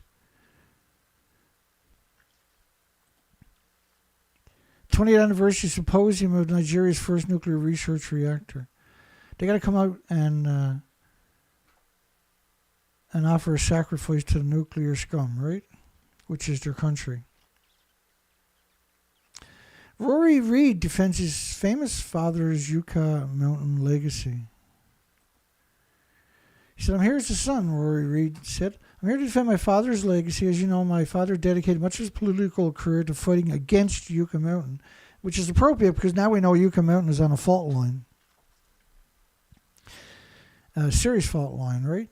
And we know with the Ishikawa Prefecture in Japan on January the 1st, that a 3,000-year fault line spectacularly erupted. And it lifted 85 kilometers of coastline 13 feet into the air. There was a 1,400 landslides. There was a 150-mile fault line through the Noto Peninsula that was impassable with the roads displaced by hundreds of feet. Like, the original theory on Yucca Mountain was how much heat can it hold for 200 years. This is how crazy the nuclear industry was. It suggested filling up Yucca Mountain with air conditioners to keep it cool for hundreds and thousands of years. This is craziness, right? So they can put more nuclear waste in the mountain.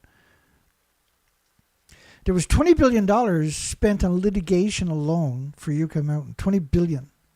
This is a big cash cow, man. It was never intended to come up with a solution. U.S. nuclear stock price crosses above the 50th a day moving average of 0.05 cents. They make Geiger counters for monitoring drinking water, groundwater, rainwater, rivers, lakes, alpha, beta, gammas, tritium monitors, drone rad aerial radiation detection, air water monitors, nanosecond X-ray monitors. Whenever I come across these types of companies, the further you go down the rabbit hole, you start to realize that their job is to hide the radiation. And why are they on the stock exchange? Right? When they're not really, like, there's no doubt in the future that their shares are going to go up. I know that, I get that. But it's not for the reasons that it should. It's for all the wrong reasons. U.S. fighter jets scrambled to intercept Russia's nuclear bombers along the NATO border. The Ruskies' defense minister admitted its hulking beer strategy bombers appeared near the coast of Alaska on an 11th-hour flight over the Bering Seas. At certain stage, the missile carriers were accompanied by fighter jets of foreign countries. So the Americans went out off Alaska and met them, but they were allowed to do this in international airspace. Right? And they allegedly stuck. The Americans do the exact same thing, but for some reason, because they're trying to create this conflict constantly, this fear, like they're doing with North Korea, that North Korea is going to get you. North Korea hasn't attacked. North Korea was occupied for 50 years pre-Hiroshima and Nagasaki by Japan. They were completely occupied. And then for 70 years now by United Nations, who went in and used more munitions than all of World War II on this little tiny country. With millions dead, millions missing, millions in refugee camps, millions unaccounted for, millions of orphans, because they're the boogeyman. Which is, when the League of Nations changed itself to United Nations, that was their first act, was to go in and destroy a country. And today they've ostracized it. And yet they call themselves some kind of worthy entity when their entire legacy is hideous, is monstrous, and it has no right to exist. It has no sovereignty over any country on top of that. So 11-hour patrol over the Bering Sea, the 2.95 MS strategic bomber. Yay. You can't use your nuclear weapons. Shut the fuck up. It has a range of approximately 15,000 kilometers, comparable to today's large commercial airlines. So approximately 6.66 nautical miles per gallon, which is about $103,000 a flight. And there's always multiple ones of these in the air at any given time in the upper atmosphere, releasing these. And these are not efficient burners, despite the fact they're efficient compared to some jets, but they're still not efficient. The large particulates high in the atmosphere. You have every right to hate these industries for what they're doing to you. You have a moral high ground, actually, to hate them. Strategic.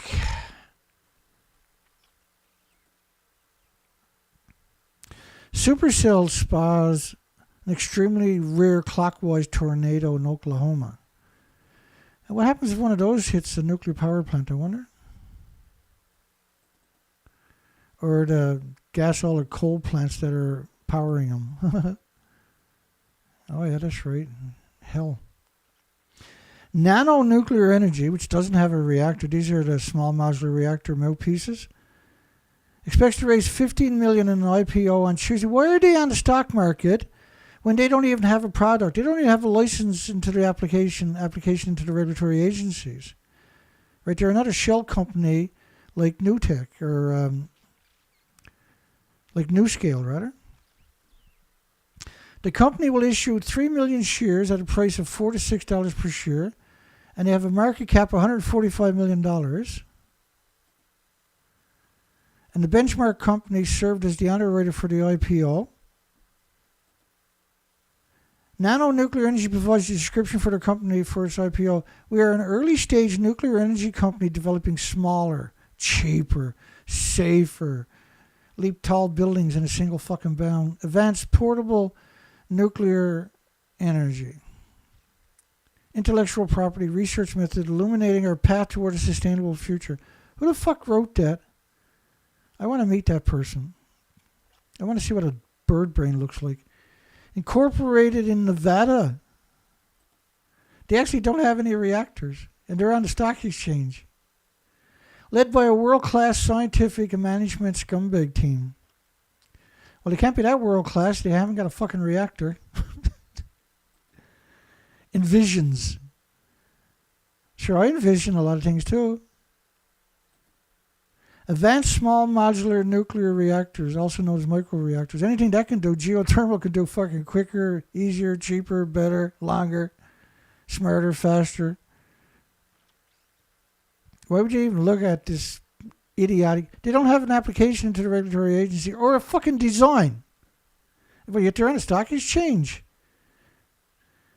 We are developing the next generation advanced nuclear Yeah, there's 100 companies just like you out there. You all got a different fucking design.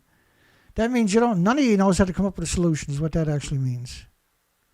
You got 100 of you out there throwing your fucking shitty underwear at the wall, and whichever one sticks the longest gets a fucking bonus. A solid core battery reactor. A low pressure salt cooler. The salt cooler reactors we know are, you don't even know how to fucking decommission the ones you got. The experimental ones that melted down, you don't even know what to do with them.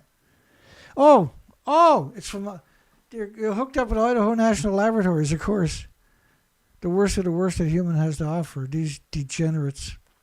An institution. A mob of degenerate cowards. As one of the preeminent U.S. government laboratories. They're not preeminent. They're over one of the biggest aquifers in that part of the country that they've been throwing hundreds of millions of dollars at to clean up the aquifer underneath it since the 1950s. Which happens to feed tens of thousands of farms downstream. You're a despicable industry. You're a worthless society. That's what nuclear is. As a society, it's worthless. It's good for destroying everything and everybody and everything's future. The foremost nuclear scientists and engineers. Now you got to say something's supposed to get on the stock market. Our goal is to commercially launch one of these products by 2030. Well, you haven't even got an application into the regulatory agency. If you got one in tomorrow morning, it'll be 2030 before that you even got permission to build one. Now you got to raise the money. You got to get a site. You got to do $500 million engineering on the site. But first off, you got to go to the Los Alamos National Laboratory and build an experimental one.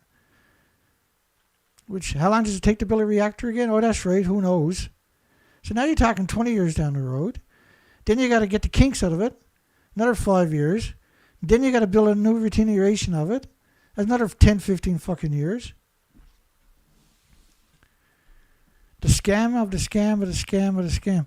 During the second quarter of 2024, we plan to acquire land for the HALO, which is the high-level, high-grade mixed oxide plutonium. It's a plutonium mixed oxide fuel is what they're talking about, but a very high-grade, 15% or so. Facility in the U.S., we have hopes that our fuel fabrication facility, of course, that's going to be near the Idaho National Laboratory, is in operation as soon as 2027, which is simply not going to happen. That's not happening. You might get a facility up. You might build some experimental fuel, but that's all you're going to... And this really in 3 fucking years. Nuclear can't even change their own fucking shoes in 3 years. We receive an exclusive license for a high-capacity HALO just because you got an exclusive license. So the investors will invest in a scumbag like you, right? For a basket design, transportation, high-level fuel, which is designed around a license, a third-party basket and cast technology. The license grants us as the licensee exclusive right for use and development of technology. In addition, like they're trying to build the infrastructure just to keep the investors on the hook, right? New Scale done the same fucking thing at Los Alamos National Laboratory too, remember?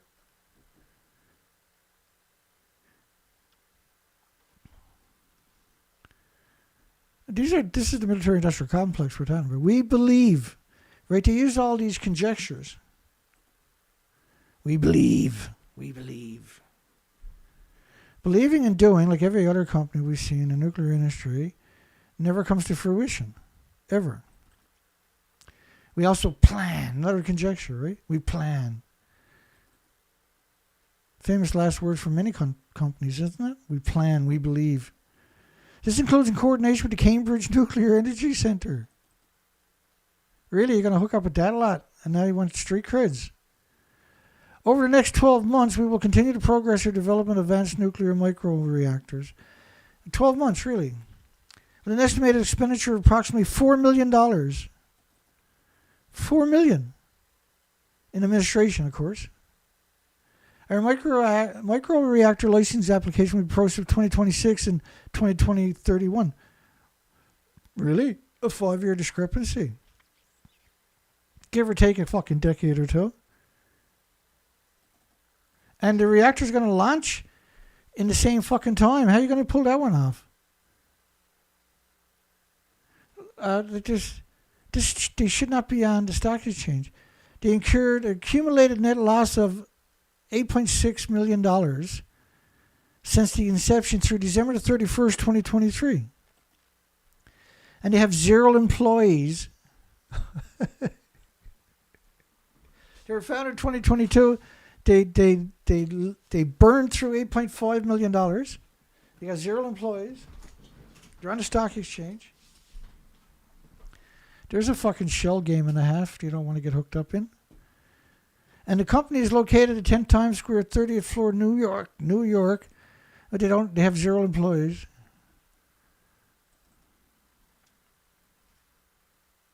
Revealed. A 100,000-pound nuclear thrust-powered nuclear rocket could lead to the fastest again, conjectures, opinions. Anything to do with NASA is just why even bother? You know it's going to be bullshit. Its entire legacy now is one just big, stupid bullshit story, isn't it?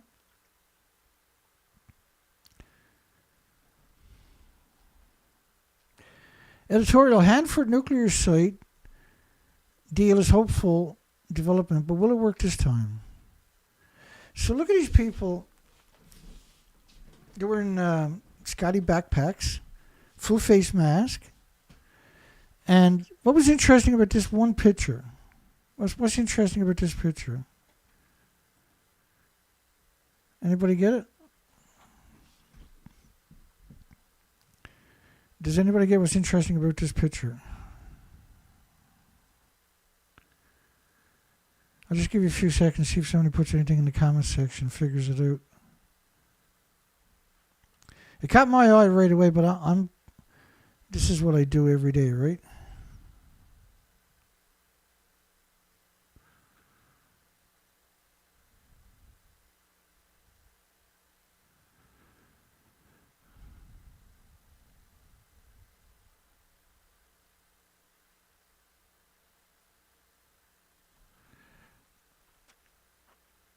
Let's come over to the comments section for a second. Something in the Water asked, Dana, if they made rain to knock some of the radioactive plume from Chernobyl down before it got to Russia, they are using the same process at each nuclear plant worldwide? Yeah, that's what chemtrails are. Cloud seeding. Which, they made it rain in the 70s. The British did over Ho Chi Minh Trail for the monsoons last an extra 2 months. Washed away villages and roads. They flooded all the tunnels with cloud seeding, right? There's 135 ski resorts in the United States, chemtrail the sky to make it snow over the ski resorts, but it doesn't exist.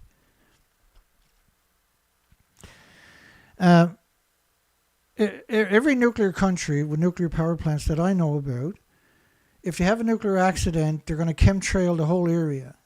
That's part of their mitigation strategy. And if you look up the Canadian mitigation for nuclear accidents, you'll find that exact statement.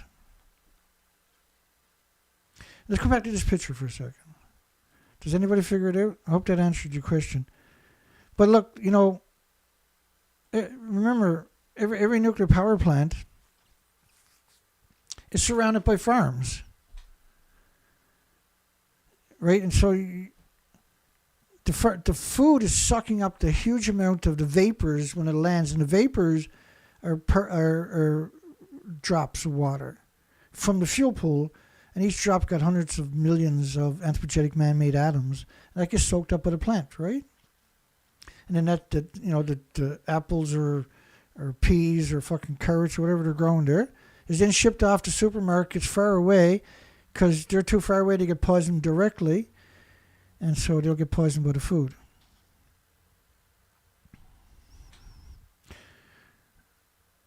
Does anybody figure out the picture? Let's get back to the picture. And so I'm going to tell you what's wrong, what's up with this picture. So what you're looking at is something special. This is Hanford. Now Hanford dumps so much radiation in the soil. Currently they have 177 drums with 300,000+ gallons in each drum, right? Buried in the ground. And that's what they say the big hundreds of billions of dollars is being used to deal with. But they dumped 1.4 million of those tanks, 300,000 gallon tanks, into the soil in the 50s, which is 450 billion gallons, which is equal to an aquarium 6 feet wide, 518 feet tall, wrapped around the entire planet more than once. Try wrapping your mind around that statement. Okay, do you get it yet? Now do you get the picture? So who got a Geiger counter? Let's ask that question. That guy got a Geiger counter. That guy got a Geiger counter. That guy got a Geiger counter. You got 3 guys there with a Geiger counter that I can see. That's crazy. It's one of the craziest things I've ever saw. They got their boots wrapped up in... So he's got a Geiger counter. Look at this.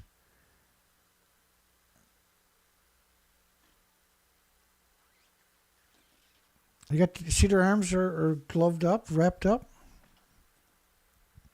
This guy over there got a Geiger counter, and that guy there got a Geiger counter. You got 3 people with Geiger counters. And one of them screams, "Run!" and everybody's got to fucking run, right? So, like, this is over the top stuff. You want to see this at Fukushima, which is way worse. You want to see it at Fukushima. This is crazy. It's one of the craziest pictures I've ever saw. 3 people with a Geiger counter. And neither one of them probably knows what the fuck they're doing on top of that. I apologize because I'm a little bit irked from the first story we covered today about the 23 massive incinerators. Massive incinerator. That freaks me out, eh? So Hanford, they expect to spend another $800 billion in the next number of years, but it's going to take at least 300 years to remediate the 585 cubic square mile site.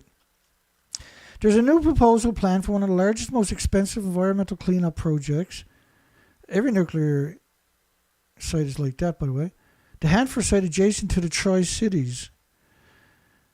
And there's much to like in the plan, but vigilance will be needed. You're a little bit late to that fucking game. Followed through with the proposed plan that they spent nearly 4 years negotiating. Tri-City residents are disappointed by decades of missed deadlines, broken promises. Like they dumped so much nuclear waste in the Cumbrian fucking river there that there was one spot downstream. This is a huge fishing river, by the way, salmon river. It's a big river. It's more like a massive river. And it feeds tens of thousands of farms downstream. But there was a spot there on the shoreline where it was 70 sieverts. So theoretically, somebody drifting by in the current, in pretty fast current, will get a lethal dose within 100 feet of that spot, just drifting past it on their boat. And so remember a story from late last year in Australia where a speck like half the size of my baby fingernail of cesium-137 in a container fell out of a sophisticated measuring device on the highway in Australia. And people driving past it at 60 miles per hour were getting the equivalent of 2 x-rays. So imagine Right? Imagine the significance of what we're talking about at these sites. At 70 sieverts is going to be drifting by in a boat. Tri-City residents have been disappointed by decades of missed deadlines, broken promises on the site that the Columbian River keepers call out as the most contaminated place in the Western Hemisphere, which are all the national laboratories, not just Hanford, which is a national laboratory, are the animosity equivalents. Hanford's pretty rough, though, don't get me wrong. And most long-lived threat to the health of the Columbian River. There's no way to have health of the Columbian River after they dump 450 billion gallons into the soil. What do you think happens is these are on-line trenches. In fact, they got 41 miles of on-line trenches where they dumped other stuff.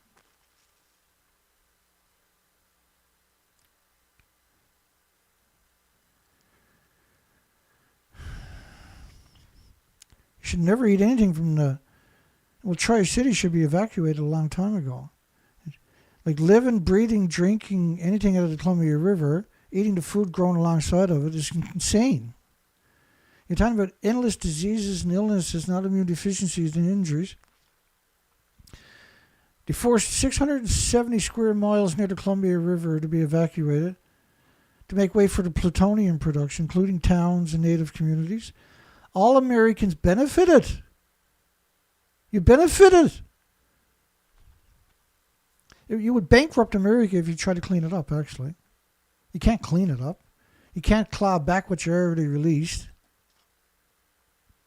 For the nuclear material processing that occurred there during and after World War II, all Americans therefore are on the hook for the legacy of that work.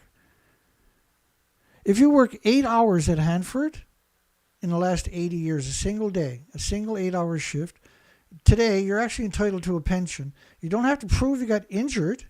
Your injuries or illnesses was because you worked there. You just got to prove you worked there. For 8 hours, and you're entitled to a pension, health care, or a payout, a huge $150,000 payout. For just working at Hanford for 8 fucking hours. So how the frig is living downstream of that going to be safe? Explain that to me, somebody.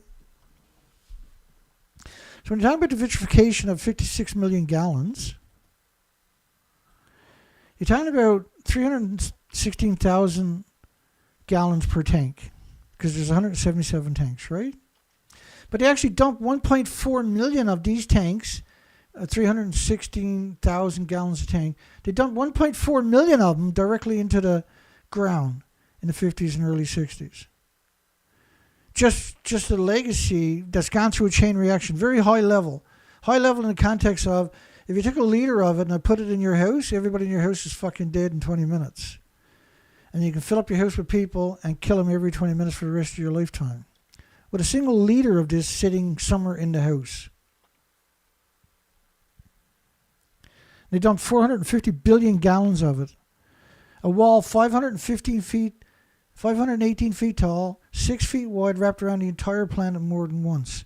That's what 450 billion gallons is, or it's 1.4 million of these tanks. And then they refuse to acknowledge that, even though we got the evidence of it. And they talk about the 56 million gallons, which is the 177 tanks, which is 316,000 gallons a tank. So now that deadline is passed, but none of the waste yet vitrified. They spent $18 billion trying to build what I call a glassification facility, where they're going to evaporate the liquid, the radioactive waste liquid, into the ecosystem, and then what was ever left over, they're going to put it in glass. This is the same as what Japan is doing with 23 incinerators, for fuck's sakes. I apologize tonight, I know. I'm a little sweary tonight, a little bit of colorful language. A lack of federal funds. A lack. What are you, nuts or something? I don't know if I should read the rest of the story or not. Let's just flip through. What time is it? That's that time, is it? There are important goals of estimated the remaining cost to Hanford cleanup as high as $640 billion. Like, this is ludicrous to suggest there's only that much. Like, you're going to spend how much just to clean up 177 tanks when you got 1.4 million of those tanks dumped into the soil already that you're still going to have to clean up? Somebody's going to have to clean it up at some point. Whatever's left there didn't get washed into the Cumbrian River. Every time it snowed, every time it rained, every time it didn't get liberated back into the ecosystem, every time you had a drought, and you had lots of droughts in Hanfords.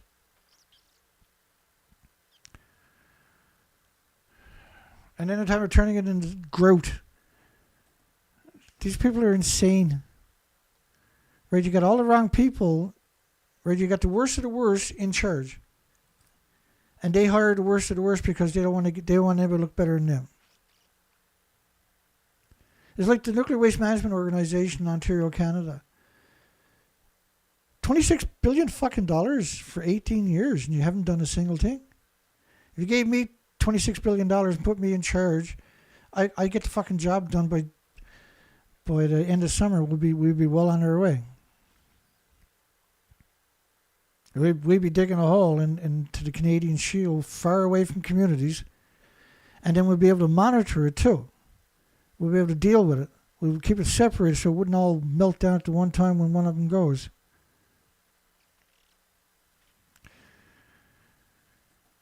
Grouting has been considered and dismissed for decades.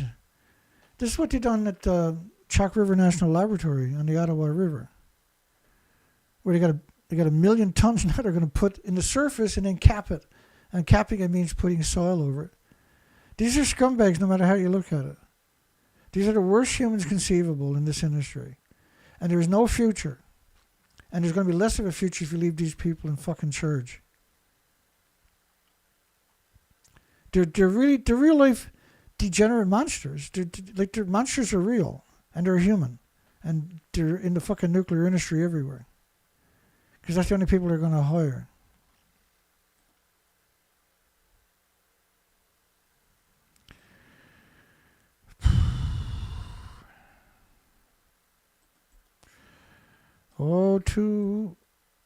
Let me get some pictures from the day I'm going to show you.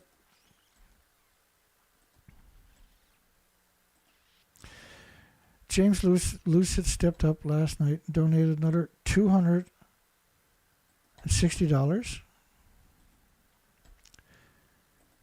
And I wish other people would just do the same thing. So James can get a fucking break. It's ridiculous.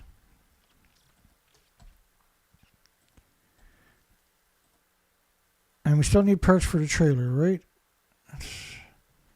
Well, at least the trailer, when we finally get it finished, will be spectacular, right? Everything will be brand new underneath it.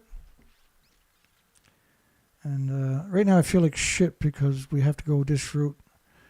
But that's what we're doing. We're already well on our way. So this was the day. I went in and picked up a grinder. I had to get another lock because we got so much. Because now we got another trailer, so we need another lock, right? And I picked up. I replaced the spring, the hangers, because the one I had to go to the city to do it because that's where we got this stuff to. Because you can't afford to buy it anywhere else. And so we got the whole thing. So then we picked up for $50. Picked up the bolt system for the springs, and one of them is missing. So I'm going to have to I can't go back to the city. So I'm going to cannibalize one from the wreckage we got of the other one. If not, I got to take the whole thing back to the city. Tomorrow I'm going to do that. And so we got another grinder because I broke the button on my other grinder and I can't change the disc or anything as often at all, let alone often. So now we got one because we got so much work to do, right? Now we got, which is okay. I'll figure out how to change. We got a lot of those knotty steel, grinder brushes, like the 4-inch knotty steel. They're really good for cleaning up. And then I got 4 packs of flap disc. And so the flap disc, once I hit it with the knotty steels, those things are incredible. And then you hit it with the grinder to clean up anything. And then you hit it with the flap disc. That's how it got to get done, unfortunately. But I'm very, very grateful to be able to get the rest of it. And I can't afford the springs. There's just too much. And who knows what we're going to need money for to finish the deal. So I'm going to reuse the springs. I'm going to clean them up. I can use them. I can reuse the springs. And if not, then I'll figure it out. Now tomorrow, I'm going to have that cleaned up and have those pieces welded on. Probably have the springs mounted and have the axle mounted tomorrow, I'm hoping. And so that trailer is a 5x10 trailer. That's going to be used for the small Zodiac, for rivers and lakes and little ports and stuff like that. And we need to get that up to sweet. I mean, the weather's still fucking horrible, but it's starting to break down there. And we need to get a lot of research in this year, because last year I had 3 heart attacks and 7 stents put in, right? And so we should all get a black bag and put radiation signs on it and pray to it every day, because that's our new fucking god, thanks to the nuclear industry.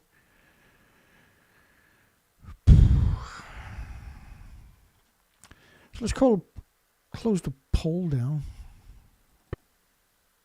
Oh, this world is at a tremble with its strength and might. Is Japan mixing nuclear waste with non-nuclear waste to get incinerator ash below 100,000 becquerels a kilogram super evil?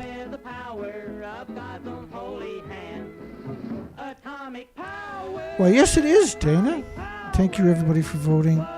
Thanks for everybody. See everybody tomorrow night. Tomorrow night we've got a great show planned.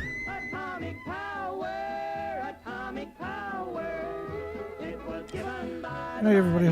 Hugs for everybody. We'll see everybody on the next show tomorrow night. We got a banger show for everybody tomorrow night. Crazy good show.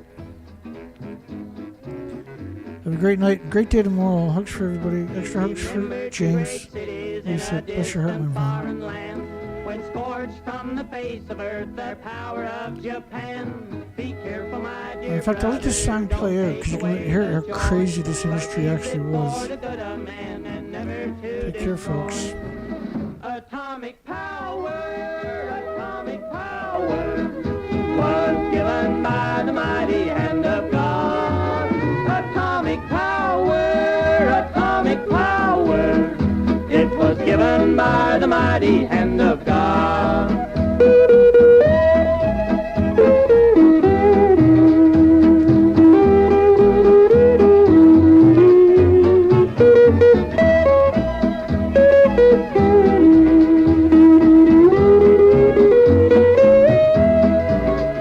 Hiroshima, Nagasaki paid a big price for their sin. When scorched from the face of earth, their battle could not win. But on that day of judgment, when comes a greater power, we will not know the minute, and we will not know the hour. Atomic power, atomic